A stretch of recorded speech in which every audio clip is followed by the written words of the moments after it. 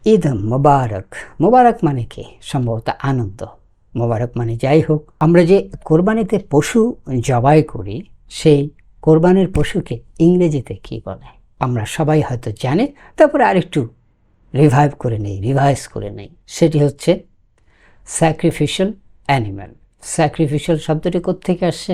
Definitely আপনারা বুঝতে পারছেন, it has a connection with sacrifice, ত্যাগ করা, উৎসর্গ করা।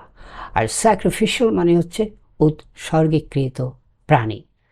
এই পশু আমরা কিসের জন্য উৎসর্গ করি? আমরা স্রষ্টার আনুকূল্য পাওয়ার জন্য, স্রষ্টার নির্দেশ মেনে তাকে খুশি করি। আমরা স্রষ্টা আমাদেরকে প্রিয় জিনিস ত্যাগ করার মতো মানসিকতা তৈরি করার জন্য ধীরে ধীরে তৈরি করেন। কিভাবে তৈরি করেন? এই যে কোরবানির পশু, আমরা তার নির্দেশ মতো উৎসর্গ করে দিই, বিলিয়ে দিই। আমাদের সেই পশুটা হতে পারে আমাদের প্রিয়, হতে পারে আমাদের অর্থ যেটা, সেটাও হয়তো প্রিয়। সেই প্রিয় অর্থ, প্রিয় প্রাণী আমরা উৎসর্গ করে দিই কিসের জন্য?